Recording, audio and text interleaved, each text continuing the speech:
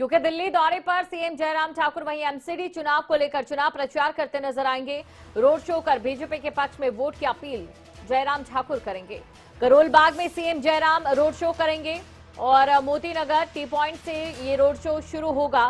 साथ ही आपको ये जानकारी दे दें क्योंकि दिल्ली में देखिए एमसीडी चुनाव होने जा रहे हैं और इसी को लेकर जो कड़ा मुकाबला है वो बीजेपी और आम आदमी पार्टी में देखा जा रहा है। बीजेपी के जो तमाम नेता हैं वो इस समय मैदान में उतर चुके हैं, खास तौर से जो दिल्ली के साथ लगते राज्य हैं, चाहे बात हरियाणा की करें या फिर उत्तराखंड की करें, और इसके साथ ही बात अगर हिमाचल प्रदेश की करें, वहां से भी सीएम जयराम ठाकुर दिल्ली जा रहे हैं, लगातार प्रचार कर रहे हैं।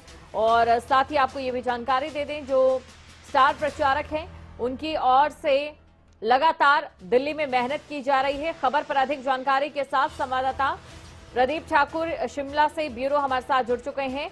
प्रदीप, जानना चाहेंगे आपसे कि प्रचार को लेकर कमान तो यहां पर सीएम जयराम ठाकुर की ओर से संभाल ली गई है, लेकिन कितना असर दिल्ली के एमसीडी चुनावों पर इसका पड़ेगा, ये देखने वाली बात है, गौर करने वाली बात है।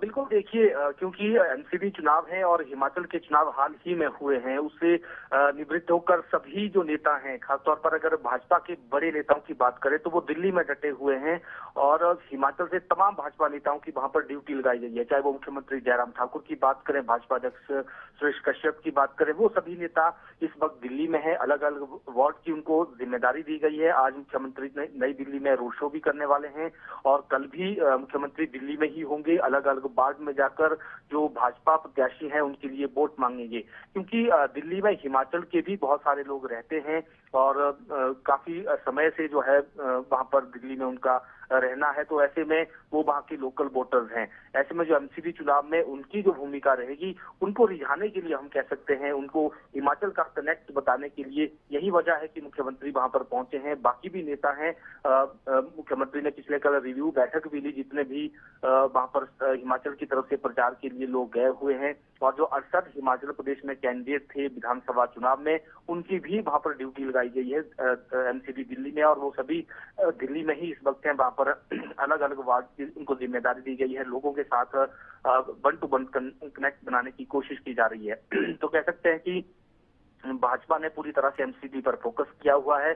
पूरी देश की भी लीडरशिप हम कह सकते हैं। जेपी नड्डा खुद वहां रोड शो करते हैं और भी बड़े नेता वहां पर जो केंद्रीय मंत्री हैं, राज्यों के मुख्यमंत्री हैं, उन्होंने पहले भी रोड शो किए। जिस तरह से मुख्यमंत्री जयराम ठाकुर भी पहले ही वहां पर रोड शो भी कर चुके हैं, आज दूसरा रोड शो उनका वहां होना है। तो एक तरह से हम कह सकते हैं कि काफी सीरियसली इन एमसीडी चुनाव को ले रही है भाजपा और इसी कड़ी में हिमाचल के नेताओं की वहां ड्यूटी लगी है। जी बिल्कुल, ये कहना गलत भी नहीं होगा कि छोटे से छोटा चुनाव क्यों ना हो, बीजेपी एक बड़े मिशन के तौर पर इसे लेती है। वहीं दूसरी तरफ क्योंकि हिमाचल के बहुत सारे लोग दिल्ली में भी बसते हैं और इसीलिए काफी फायदा भी यहां पर बीजेपी को मिल सकता है। लेकिन क्या मुकाबला दिलचस्प नजर आ रहा है? और मुकाबला अगर बात करें तो तीनों में से किसके बीच सबसे ज्यादा देखा जा रहा है?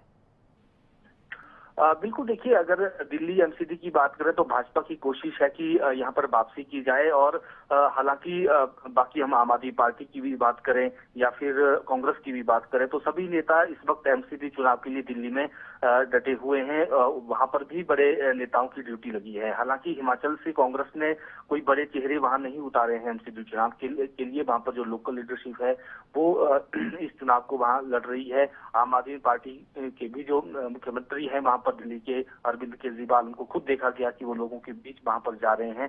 तो कुल मिलाकर तीनों दल कोशिश कर रहे हैं एमसीडी पर कब्जा जमाने की और कह सकते हैं कि एमसीडी चुनाव एक इस तरह का चुनाव है कि जो दिल्ली के विधानसभा चुनाव होने हैं उससे पहले इस तरह का चुनाव आ रहा है।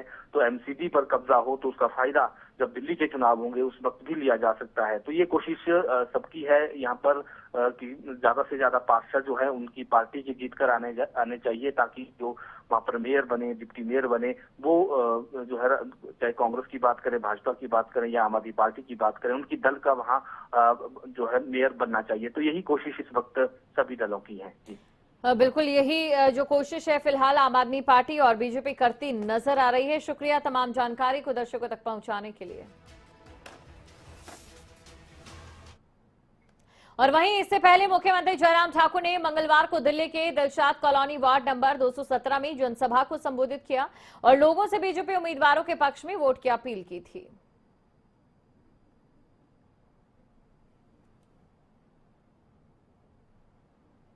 अब जहां तक एमसीडी के चुनाव के सिलसिले में यहां पर बात कहनी है, दिल्ली में प्रदेश में सरकार केजरीवाल जी की है और मैं सिर्फ उनके बारे में इतना ही कहना चाह रहा हूं।